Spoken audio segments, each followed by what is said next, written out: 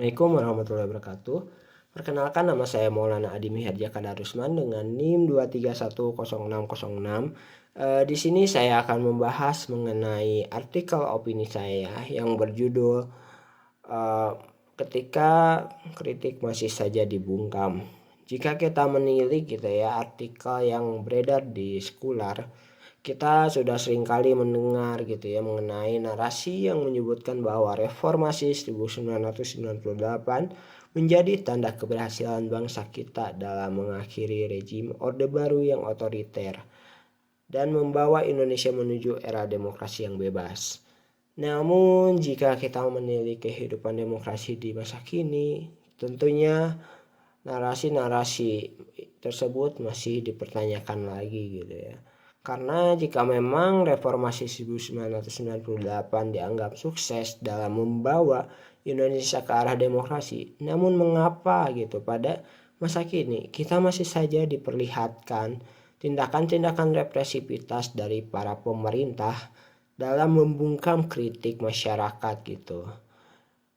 Yang dimana praktik ini ironinya sangat mirip sekali dengan masa Orde Baru seperti dulu, dimana seolah-olah reformasi 1998 hanyalah sebuah topeng belaka dan atau juga bisa disebut batu loncatan gitu, karena sikap represif pemerintahan masih saja terlihat gitu pada masa kini, bahkan ketika masa reformasi telah usai. Jika kita membahas mengenai teror dan intimidasi pemerintah sebagai respon terhadap kritik, tentunya hal ini juga bukan menjadi hal yang baru lagi, karena sejatinya pola ini sudah mengakar jauh sejak dimulainya Orde Baru, di mana aparat dijadikan instrumen kekuasaan untuk memastikan terjaga stabilitas politik para penguasa dengan cara yang keras, di mana kritik dan aksi demonstrasi di Indonesia gitu ya hanya dianggap sebuah ancaman yang harus ditumpas gitu, sehingga suara-suara masyarakat gitu bukan lagi dianggap sebagai ekspresi menyuarakan hak sipil, tapi dianggap sebagai ancaman. Terus juga narasi ini juga bisa dibuktikan gitu ya melalui tragedi Trisakti pada tanggal 12 Mei 1998 gitu, di mana mahasiswa yang berjuang menyuarakan hak demokrasi mereka justru menjadi korban represivitas dari aparat pada saat itu. Hal ini juga dibuktikan oleh salah satu aktivis 98, Batara Ibnu Reja, yang pada saat itu menyaksikan langsung peristiwa Trisakti gitu ya, dimana dituliskan juga dari artikel Astri Septiani mengenai kronologi dari peristiwa Trisakti ini gitu ya, menurut kesaksian dari Batara Ibnu Reja ini, dimana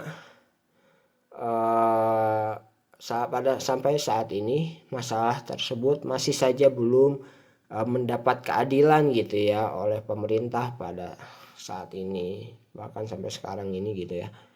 Jika membahas mengenai masa kini gitu ya, dengan munculnya media sosial, tentunya masyarakat bisa menyuarakan aspirasi mereka, di mana menyuarakan hak mereka tanpa perlu ikut ke jalan gitu ya.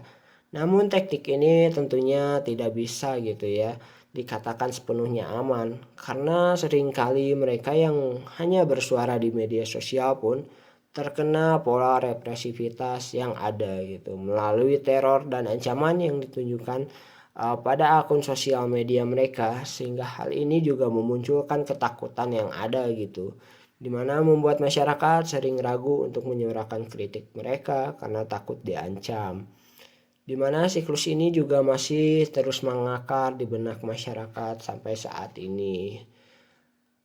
Tentunya pada awal keberhasilan 1998 gitu juga dalam menggulingkan rejim otoriter juga memang membawa angin segar gitu dalam kehidupan demokrasi di Indonesia, di mana pada saat itu mulai adanya kebebasan pers yang luas, pemilihan umum yang lebih demokratis, dan juga ruang berpendapat yang lebih terbuka gitu.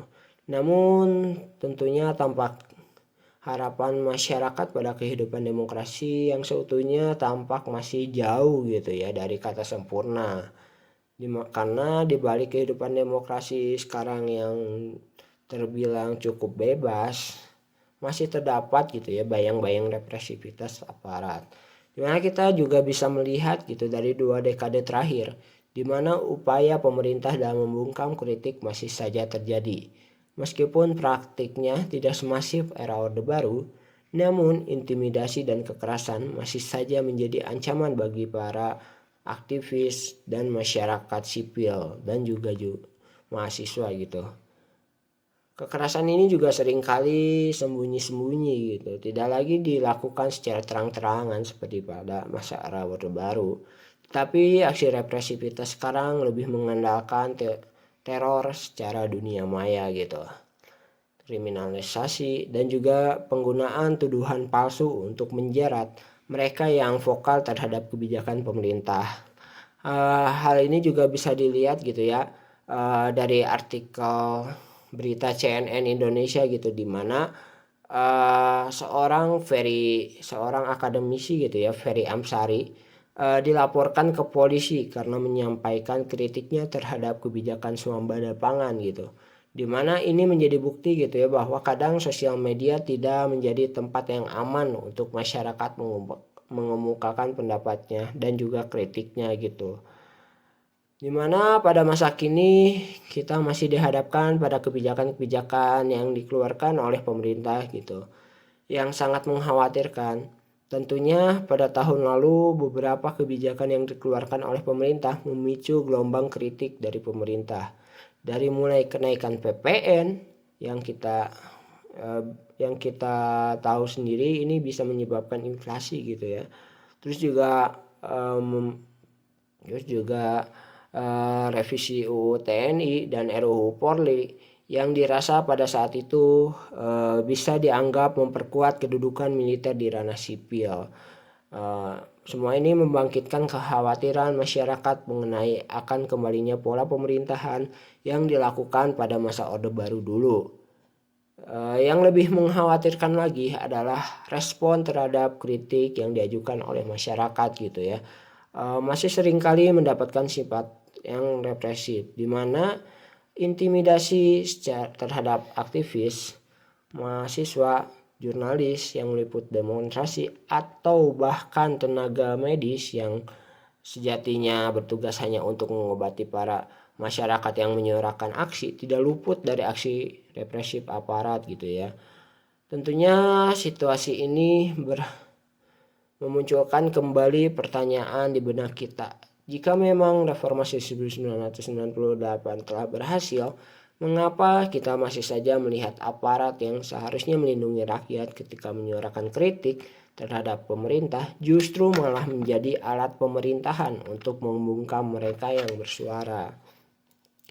Pola tersebut telah membuktikan bahwa reformasi 1998 masih belum sepenuhnya berhasil, di mana meskipun sistem politik sudah berubah, namun budaya kekuasaan yang represif masih mengakar di Indonesia hingga saat ini.